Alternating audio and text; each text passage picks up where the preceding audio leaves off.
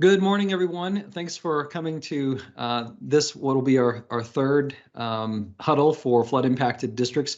We're going to spend most of our time today focusing on supports that may be necessary for the upcoming special legislative session, some things that our districts may need in terms of flexibility or funding or what that might look like.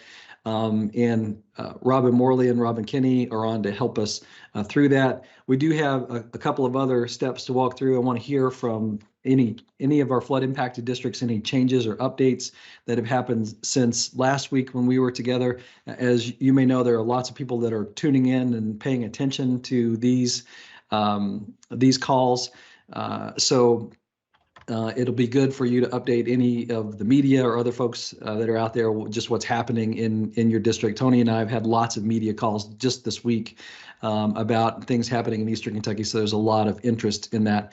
Tony's going to tell some about sharing your stories. We have a couple more of those stories coming out following on Superintendent Jett's op-ed that we ran in Kentucky Teacher, just telling about the Perry County story. We have Valoria Smith from Kentucky Emergency Management on with some new information, and then we'll close out with Robin talking about updates from finance and operations. So that's what our agenda looks like today. Let's just start out hearing from many of our flood impacted districts, changes or things that have happened in your community, new things that you've learned since last week. And I'll open it up to all of you just to come on when you're ready.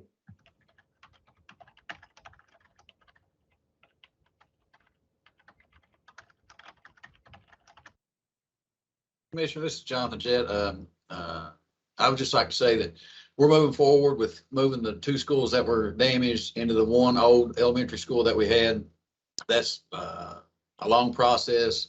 We had a group of UK athletes down here yesterday. We've had tons of volunteers. We're working on HVAC, plumbing issues, electrical issues, of course, sprinkler system and things like that.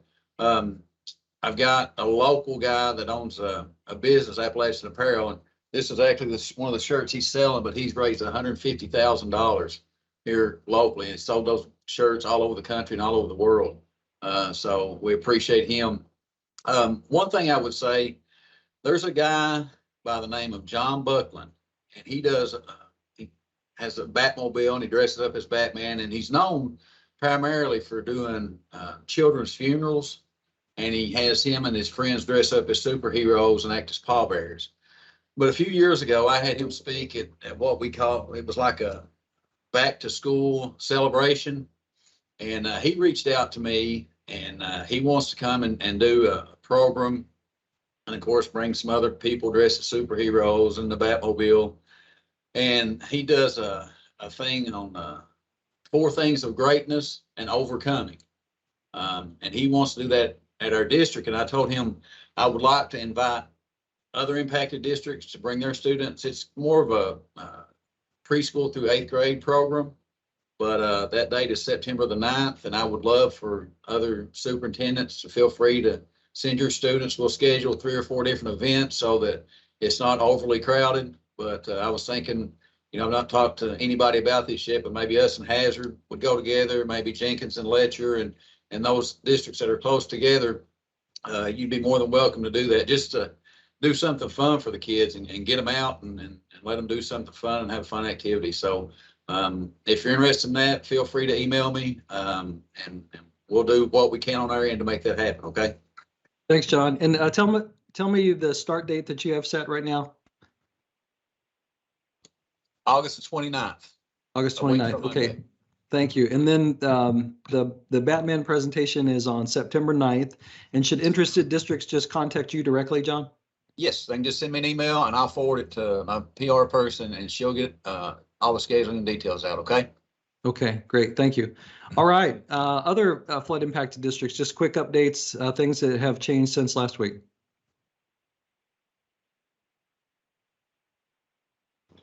Commissioner, this is Denise Johnson in Letcher County. I think one thing I've learned since last week is that mobile units probably aren't going to work for us. We had looked into that and the length of time it takes to get them and then get them set up. So we're looking at how to use our existing facilities and space to house the kids that are displaced. But the mobile units, we got a lot of information out of Fayette County, and I have some contact information. If anybody needs it, I'll share it. But it's a lengthy process to get them and get them set up with power, etc. So I'm still shooting for mid-September to start school, but in a different situation. The mobile units aren't going to work for us.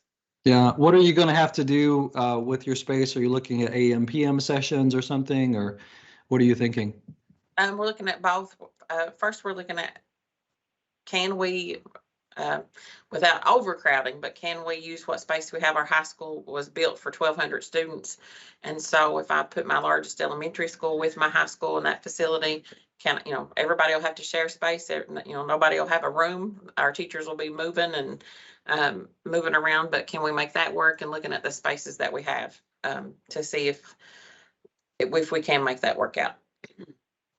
Or we'll have to do an AM, PM. Denise, this is Jonathan. You're more than welcome. We have space available at Leatherwood, which is close in proximity to some of your families and students. We could probably work something out. If you wanted some teachers to come there and send some of your students from that area, we could possibly work that out, okay? Okay, thanks, If Jonathan. that's something you're interested in. I'll keep that in mind. Thank you. Great. Thanks, Denise. Other updates? Commissioner, this is Brent Hoover, Knott County.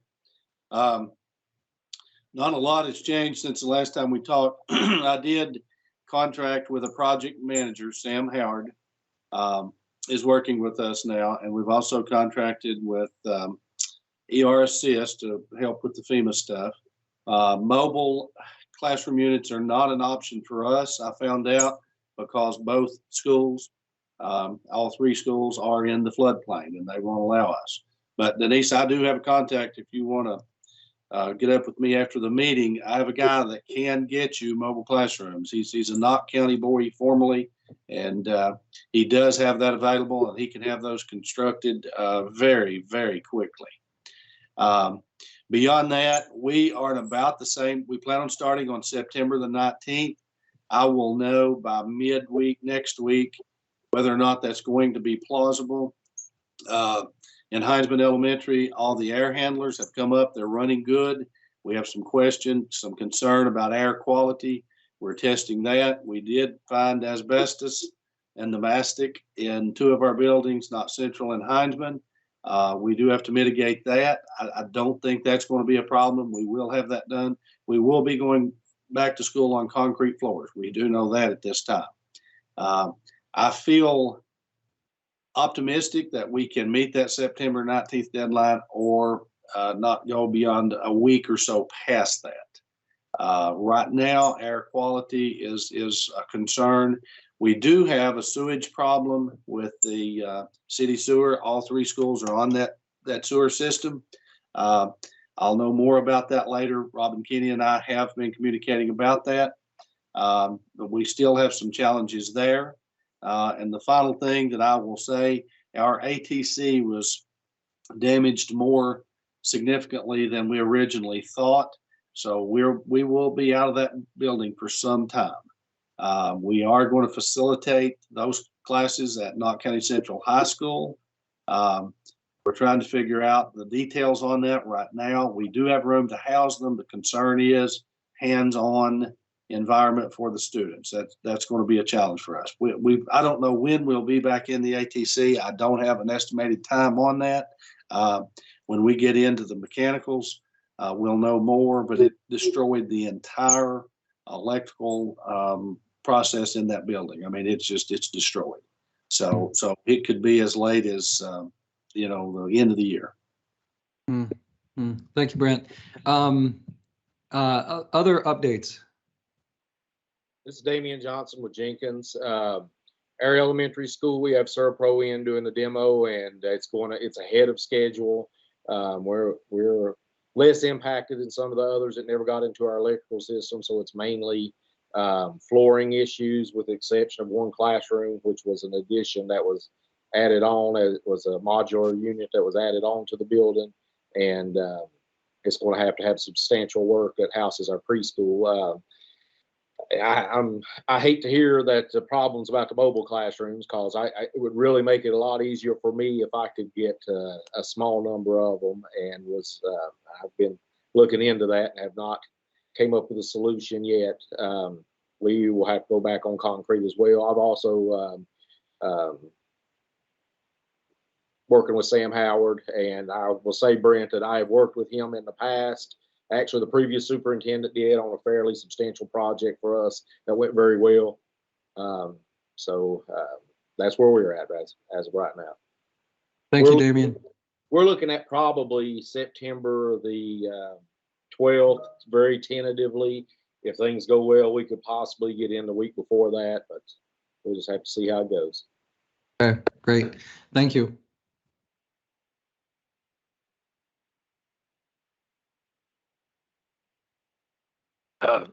Philip Watts, Breathitt County. We are aggressively looking at that August 29th date, like Jonathan. I'm getting a little nervous. We've got some areas of concern. May push it back another week. I don't know. We've got a lot of road issues, a lot of displaced families right now, and then the high school campus is facing some challenges of putting it back together. A lot of things that you all have already said, trying to get ER Assist on board. Mobile units doesn't look like it's going to work. Brent, I'm just like you. My ATC was destroyed. We're actually in the process in the design development and construction document process of building a new one. So we're just beyond belief on what to do with their vocational school. I thought we'd made some pretty good progress with the Lee's College campus, but I need to work with the commissioner's team there, Beth and Robin and a few others on that, and the vocational school principal to see if that's going to be a reality. And then we've got several Coliseum classrooms that we're trying to put back together, kind of about like Brent, to be back on concrete most likely, things like that. But we did have a back to school event out at Marie Roberts Caney Elementary where the kids came in and jumped on some bounce houses and just played in the water and things like that. That went well. We're trying to get off some back to school events next week with their families just to get them back out in the schools. I guess the positive is all of my 3 elementary schools are basically ready, and just we're frantically working down at the BHS campus to try to get school back. I guess our infrastructure out in the county is really struggling, and we're going to struggle on the roads that we can run and things like that. But a lot of kids are really wanting to get back in school and see their teachers and see some smiling faces. And we have worked our staff 3 days this week, Tuesday, Wednesday, and today. It's went really well. We brought them in 1 day last week, and then we're planning on working those folks 3 days next week. And then we've got a board meeting on Tuesday there where we may have to change some stuff up, but appreciate all the help from all of you all. Thank you, Philip. Other updates? Commissioner Glass, Wayne Sizemore, Jackson Independent. We're fortunate because of our structure. We were actually able to start school yesterday. So very excited, very nervous, a lot of anxious teacher staff, myself included, but we had a wonderful start. And to see the faces of the students, the parents, and the staff was incredible. So we're really excited. Day 2, I'm going to knock on the largest piece of wood I can find in this office to say everything went well. But what we're going to do now is really, the instructional process will start, but it's really about mental supports for our students and our staff, because we had so many staff members that were affected and also so many students. So we've been working with Kentucky River Community Care to set up some after school time for our staff to do some group therapy potential, just to offer that. We were actually able to do some work with a GEAR grant through FRYC to provide a mental health support addition to our staff. So it's really just about getting connected with our students who were displaced or had issues, really supporting them with our mental health wellness, and also our staff. Just like Philip said, we were affected with the ATC because our students also attended there, and also with HCTC. So we're just having to work with that group to do the best we can for our supports for our students with our ATC and also with Hazard Community Technical College. But we're excited to be back in, and we'll keep rolling the best we can.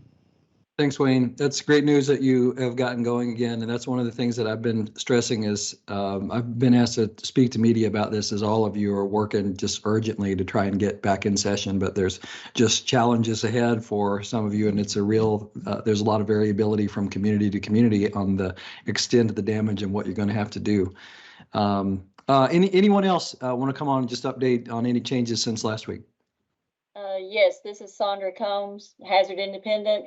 I would just like to say today is our first day of school. Arrival went well, which is yay.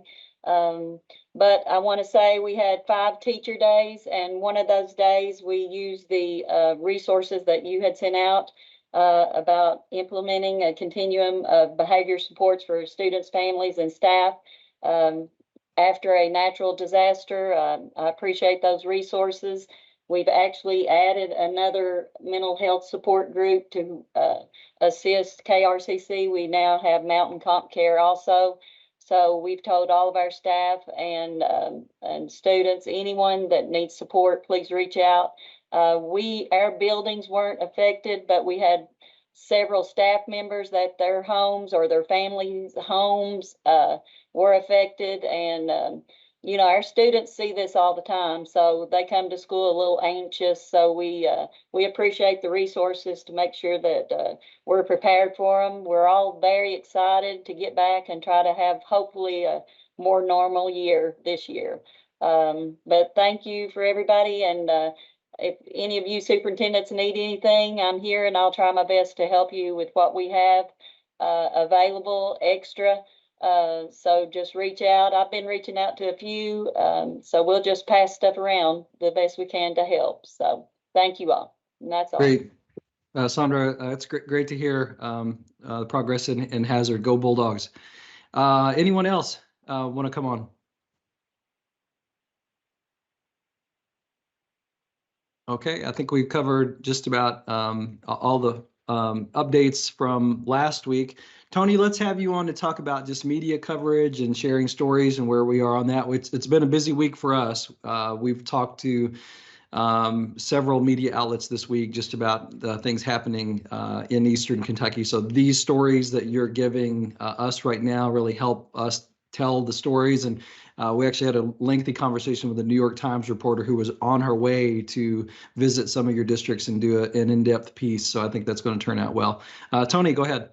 Yeah, so just in the last couple of days, lots of national news. So did some Fox News and lots of national. So Fox, New York Times. So just, I know a lot of you have taken some time to speak with me individually, and that's really helpful. And I'm sending them your way. And so I appreciate you responding back and saying yes and taking the time. I know you're tired and you're doing a lot of things and working with our associates and with all of the stuff that you have suddenly had to deal with.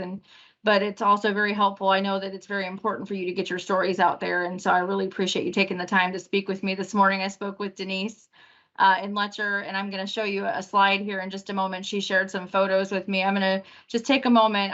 We just published an op-ed from a student that's on Commissioner Glass's Student Advisory Council. He's new this year. His name is Hunter Combs, and he wrote an op-ed for us and sent some photos. And so I will put a link in the chat in just a moment. We'll share it out on our social media.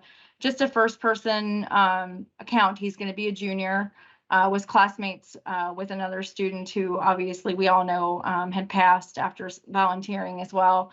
But just, just touching stories of how, he, like many others, thought he was going to start his junior year of high school and then, woke up and was impacted by the flooding. So things like this. Also got the photos from Jonathan from Perry County from the UK Athletics, and just heartwarming stories about how we're rushing to get these schools opened. So appreciate you all sending those, and please continue to send those. These are the ones that Denise sent me this morning, and I really just wanted to take a moment to there just so much emotion in these pictures. And she was telling me about how a lot of her students and families who've lost and staff who've lost everything still come every single day and are helping others in their communities. The picture on the right there are student athletes getting ready for their first Friday night football game. And also just different people in the community, the Mercy chefs that are preparing food in their kitchen to feed the communities. And they have ATVs that are going out because roads are washed away to deliver foods in their community. So I really think that there's just so much great things that are going on in these communities, and the stories need to be told. So please continue to tell those stories so that the commissioner and I and others at the Kentucky Department of Education can continue to tell these stories. It really does matter, and we're going to continue to do this. We've continued to do that with our friends and our schools in Western Kentucky, and we'll continue to do that in Eastern Kentucky as well. I think that was my last one for now, but I will have more next week. So back to you, Commissioner. Thank you. Well, we want to bring on we have a different contact with Kentucky Emergency Management. Valoria, are you on to update us on supports available from KEMS? I am.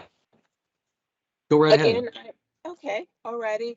What I'd like to talk about today, and I'm going to be very, very brief, but two things. First of all, is the request for public assistance, which is called the RPA. Now, I know that some of their districts have already completed that, but I am going to start there just for the ones that have not, and going to encourage everyone to, even if you have not had a cost, as disasters proceed, a lot of times there are resources available, but you have to have put in the original request for public assistance to even be eligible for those. But again, don't think about just damages. Any cost that your schools, your district incurred that was directly because of the flooding, all of those things we can apply for reimbursement. Again, the RPA, or the request for public assistance, that's going to take you probably about 30, 45 minutes. It's really not hard to do. They're going to ask you a lot of things about, your building, where it sits, where the difference between if there's the school district office versus where all of your schools are. Who are you going to have for your contact person? Those are the types of things that they're going to ask you in that initial request for public assistance. We have right now about 2 more weeks, I think, roughly, to get everybody done. I will be reaching out to those of you that have not. I'll be reaching out by both email and phone call and text to try to just do whatever it is that I can. If we need to do something over the phone to where you're on the phone with me and I can just kind of quickly run you through it. If you can just kind of jump on and do it yourself. What I'm going to do is I'm going to send everyone a link to be able to just click the link, go directly to the application process. Also, what I'm going to do is send you some real brief fact sheets that you can just hold on to that gives you some information. Now, for those of you that have already completed the RPA, I will definitely be assisting you in the next step, which is called your initial application for assistance. That's where you're going to actually start to upload your documents. I've worked with schools before, and complete respect and admiration for what you do.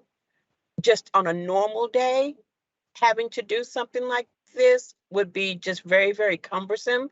As much as I can do for you, I will definitely do it. I mean, to the point to where if you need to say, Valoria, you know what?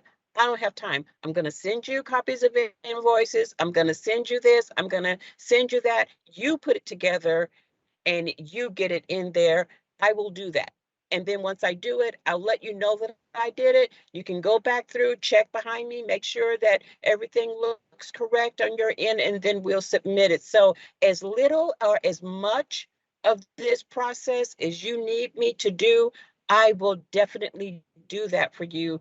I know that you guys have a lot on you, and this just cannot consume a whole lot of your time. So I'm definitely willing to do that. I got emails and I got your contact information. So please, for the people that are not maybe on the call, if you can just kind of tell them, you know, when I do, I promise I will not keep you long. I just want to be able to make sure that you're in the best position possible. So I will be reaching out to everybody. I will be sending you the information today. And you'll probably be hearing from me quite a bit as we go through this process. Thank you very much, Valeria. We really appreciate you being on and offering that support. And Superintendent Valeria will be your point of contact going forward. So look for that information for her and feel free to reach out directly as well. Let's shift to potential legislative asks and need for the upcoming special session. Also joining us, we've got Lenny Whalen, and I saw Rob Clayton on as well, just as a couple of Western Kentucky districts that were also impacted by natural disasters. I think the Western Kentucky districts can be helpful in helping us think about some of the flexibility and support that they received in the legislative session this past spring. What of that was useful? What didn't go far enough? So we've learned some lessons from that we can apply in asking the legislature for some things in a possible special session. And then now that they're further down the road, it will be a place that the Eastern Kentucky districts are likely to be in 6 months or so from now. What are things that you can anticipate being problems a little further downstream, and how can we plan for and perhaps ask for those things? I'll bring Robin Kinney on at this point. She's been working as our main point of contact, working with the governor's office and preparing some potential legislation. She's going to introduce some broad topics or concepts that we'd ask you to think about. We'll start hearing from you if you think some of these are areas where you need some support. What are some specific details you need within that? And then also ask if there are areas that we've left out, that we've missed, that you want to make sure that we put into this. We may need to think about what's appropriate now for the special session and what we may want to also then go at during the regular session that will come up in January. So we may break it out, but we can talk more about that. I think the goal right now is to just start getting out ideas of what are the supports that you need. Robin, let me bring you on to walk them through what we've been thinking so far. Thank you, Commissioner. It's a pleasure to be on with all of you. I've talked to a lot of you by telephone. It's nice to see your faces. We have started putting together proposals that might assist with more immediate needs of our school districts. These are more immediate needs to get you back to school if you're still having some challenges with this, and also address some of the challenges you faced in getting back to school. So for our friends from Western Kentucky that are on the call, they'll remember that the General Assembly did come forth with some assistance for them. It didn't quite go far enough yet, and so we will continue to work on some issues for them as well. But there were provisions to allow for waiver of student attendance days, and which also allowed that to count against staffing days, classified and certified staff. So we'll be asking for something similar to that.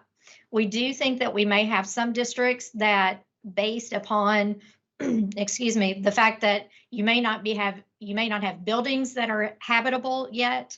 You may have problems with utilities or the stability of your utilities, and you may have problems with impassable roads or bridges. And so for those districts that might experience those type of really infrastructure type of problems, we are proposing that they consider some remote learning options either full remote or hybrid options in order for some of your students. It would look very similar as in our proposal to what we did during COVID when we were looking at either schools, classrooms, or organizational units, not across your full district. We also have been looking at some provisions that would help with some of the district facility issues that relate to sort of process and where you can do things and how you can do things. We want to expedite that process for you to the extent that we can. So if you don't have a project on your DFP, very similar to what we did with school security funds back in 2019, we let you kind of bypass the local planning committees and having to pull those people together, and you could go straight to your DFP. Of course, many of our districts are operating under House 678. And so that should add some additional flexibility to you as well. And let's see, we are also looking at possibility of additional emergency days that you could grant to certain staff that are affected by the flooding, so that you would have the ability to do that. I'm rambling here because I'm trying to read off my sheet real fast. But those are the types of things that we're looking at. We have also put in a provision that would try to help both Eastern Kentucky and Western Kentucky. And again, we don't know if this will move forward, but to look at that loss of enrollment piece as your ADA is likely to go down, trying to look at some way to soften that for you as you look into funding for your next school year. That one they may not, I'll just be very candid, they may not look at this time. They may be looking toward the General Assembly to look at that one, but we want to get that in front of the General Assembly so they start thinking about it again. That's kind of where we are, I think, but appreciate your thinking about other things that might be needed. Thank you, Robin. So now we'll open things up to you, superintendents. What are some things you heard that from Robin that you liked that we want to make sure are included? Are there more details that you want to make sure that we're tracking right now? Are there elements that we haven't thought of or talked about that you want to make sure are included? So we now turn to you, and again, we've got on our a couple of our Western Kentucky superintendents as well who have lived through parts of this also. So we welcome your feedback and thoughts. Just what should we be putting into this package of proposals, just from a high level right now? Commissioner Lenny Whalen, Dawson Springs. I think Robin mentioned some very important pieces. Over the last week and a half, 2 weeks, I've really been making a point to be in contact with some of our legislators here in Western Kentucky. And one of the things that's going to be very important is going to be flexibility of those monies that they put out. I've mentioned in our last couple calls, and I know this is on you guys' radar at KDE, but really tax base and the enrollment stabilization are two important parts. Those are not something that's really on your mind as you're trying to get back into school and get things back moving, but it becomes on your radar very soon. And those are important, and they're important sooner than later for the simple fact that, you know, as you start to get things back moving and opened up, not too far down the road, you're going to be looking towards next school year and your staffing allocations and the revenue you've got coming in and all those various things.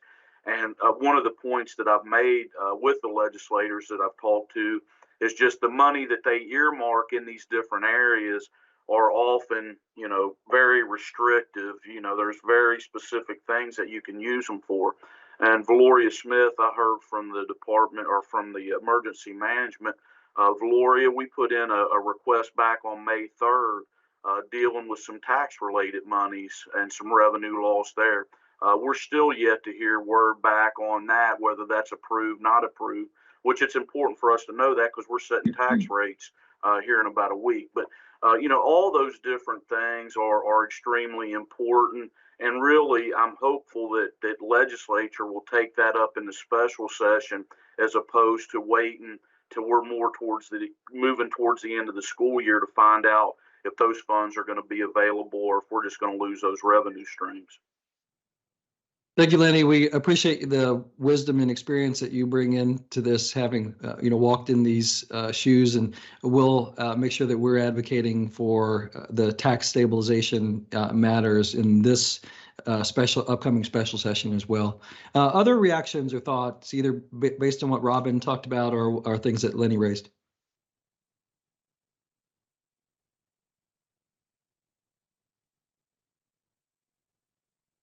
And Commissioner, something that I didn't mention that Robin mentioned as well, a key component, superintendents, that you'll probably need is those emergency days for your staff, especially if you're starting school late. Keep in mind, regardless of what happens, you still have to have your employees get their contract days in. And to be honest with you, it's difficult for somebody that's lost everything. It's going to be difficult for them to complete their contract. And those emergency days are going to come in and be very valuable to you. So you need to kind of try to get an idea how many you need. And it may be an exorbitant amount, but don't hesitate to ask for those, because you're going to want to take care of your staff. Thank you, Lenny. Good reminder. Other thoughts folks have, things that we've covered or things that we've left out?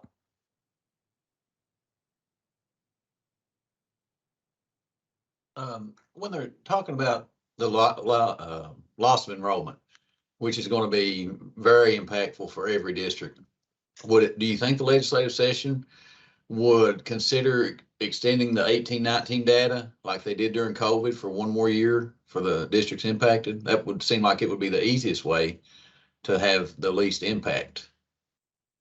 I think that's something that we can ask for.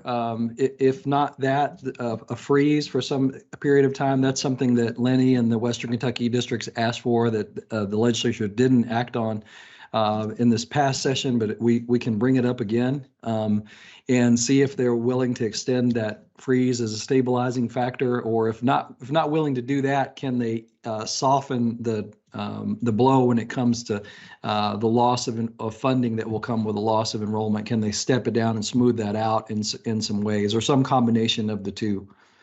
So I know that Lenny has advocated for really a 5-year freeze on enrollment. Is that what y'all think is appropriate, or some concept like that, and see what we can get? I think that would definitely be a starting point. To what I'm concerned is, if we have students that don't return, just the number of teachers I'm going to have to lay off at the end of this school year that are great. I mean, we got a lot of really great young teachers that I hate to see leave, because with the teacher shortage, if they can go somewhere else and get a job, and then we won't be able to get them back. It'll be hard to recruit them back. Great. So that is one of the provisions that Robin mentioned that we have in our list of possible legislative priorities. So I'm hearing that it needs to be one of the priorities in us to try and get something done in this upcoming special session. Thank you. Hey, Commissioner, just to jump in there on that, Jonathan, what I've been telling my legislators, what I've been recommending is to do a 5-year, continue the 18-19 figures if a district chooses to do that, because some districts may have grown and may not want to do that, but be able to do that. And I'm saying 5 years starting next school year. So basically that almost buys you a 6th year, but it's going to take that for your communities to to kind of build back up. And that's what we think we're going to see here in Dawson Springs. And you're probably going to see that in your communities. Thank you, John. Thank you, Lenny. Other thoughts or reactions?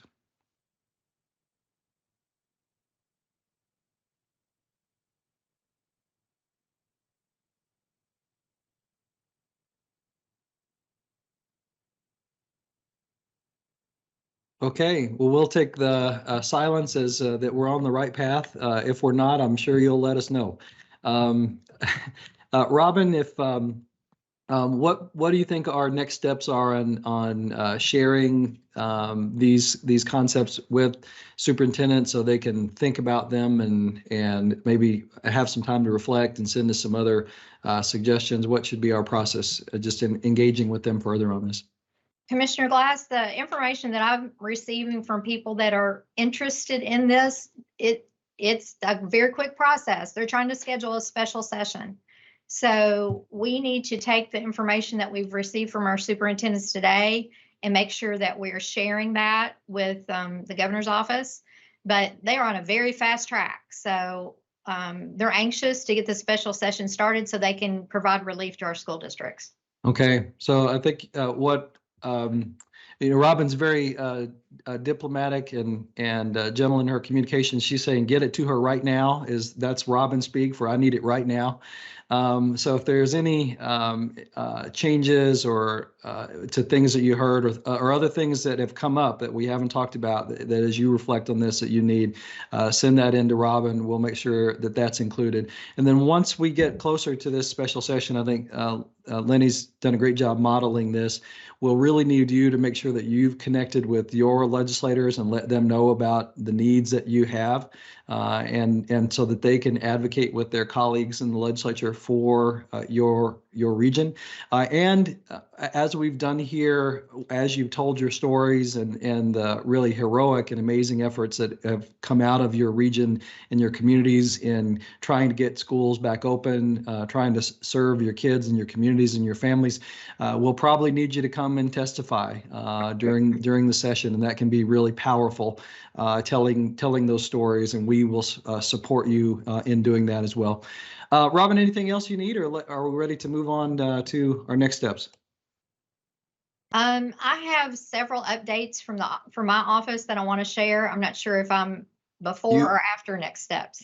You are up right now, so go right ahead. Okay. So some information that I want to share with the superintendents, just additional resources and things that we've been trying to advocate on your behalf. So there are 2 surveys that are going to be coming your way. You should have already received one this morning that came from Valoria.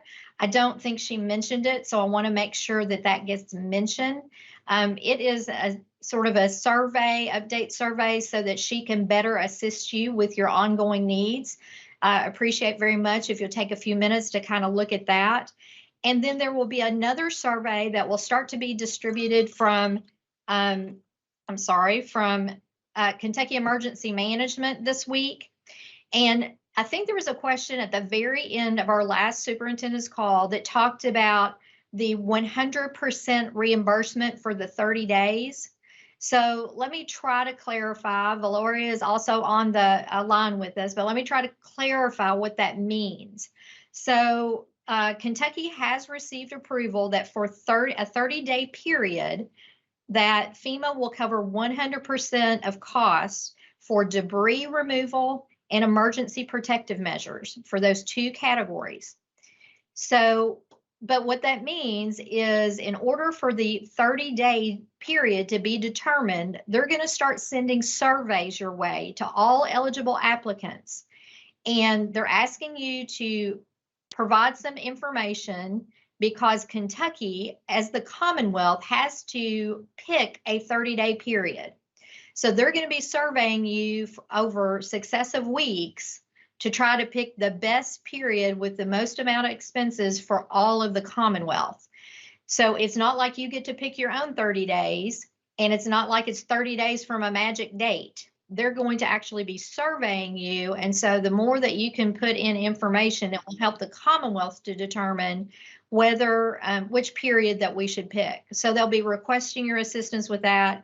And those surveys should start coming out tomorrow, is my understanding. If you go a couple days and you don't see a survey, if you'll let Valoria know, her contact information is in the chat, and we'll also send that out to you separately, so that we can make sure that Kentucky avails itself of being able to be reimbursed 100% for those costs for that 30-day period.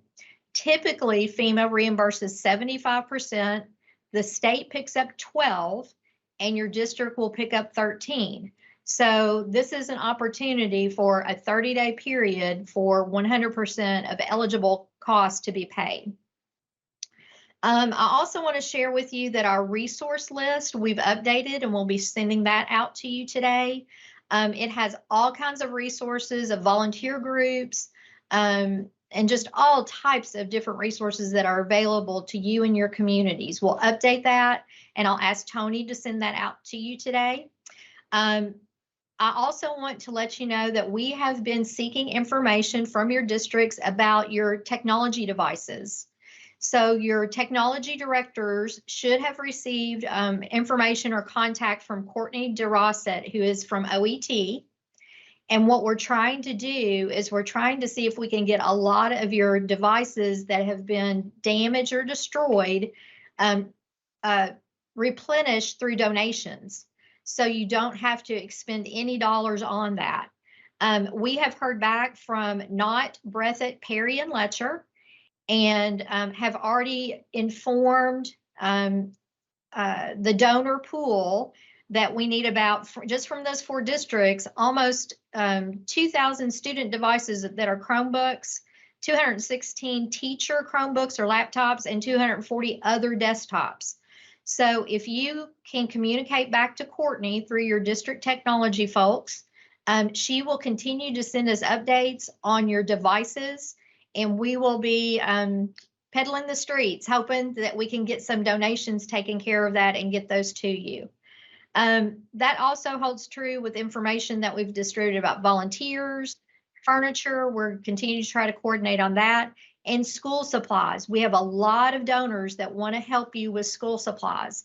So if once this resource page comes, you'll see some contact information. If you don't see the telephone number or the email address for any of the resources, you can reach out to Robin Morley. She's the other Robin in my office, and she's helping the coordination of distribution of those donated items. One special new resource that's going to be on there is FEMA has approved a crisis counseling grant, and that will be through the Cabinet for Health and Family Services. I heard a couple of superintendents, Superintendent Sizemore and Superintendent Combs, really looking at that counseling services for their students and their staff. This will be another available resource to you that folks that can help with providing of counseling. Applicant briefings, that is after you filed your registration as a district that you need access to FEMA reimbursement. They will start applicant briefings the week of August 25th. And it's my understanding Valoria will help us to do a special applicant briefing for school districts. So be watching for that so that we can be able to answer your questions specifically as a school district. You know, all the applicants are a little different in their needs and their questions. So we're hoping that that will help you answer a lot of your questions as you work through the FEMA process. Displaced students. We had a question from EMS on our yesterday. I participate in a 10 o'clock EMS call every day. And we had a question from the director about whether schools need any assistance in finding their students. I assured him that our districts do a great job, whether we're in a disaster mode or not, of knowing where your students are. I think his concern was about if you have students at shelters, if they could help you identify shelters or anything like that to make sure that when you start your back to school, that you have transportation adequately provided to pick up at those shelters, et cetera. So if you have any needs to learn more about shelters in your communities, EMS is available to help with that. And you can send any requests to either of the Robins. We'll be happy to coordinate that request for you. And then finally, again, I want to thank all of you for all the work that you're doing in your districts. It is Herculean efforts that are going on. Also want to thank the Division of Water at the Energy and Environment Cabinet. They've been working really hard along with your local providers, EMS, FEMA, and all the volunteer organizations that have come together to support our local school districts. And the biggest thanks to all of our school districts that support each other. You know, whenever we talk about volunteers, I think when I'm speaking to groups that are not as close to local school districts as we are, they continue to be surprised that we support each other so well. So when I'm reporting out on the great activities that are going on, I'm talking about neighbors helping neighbor school districts. And I think they continue to be amazed at the support that you give to each other. So I think that's all that's on my list for today. Thank you very much, Robin.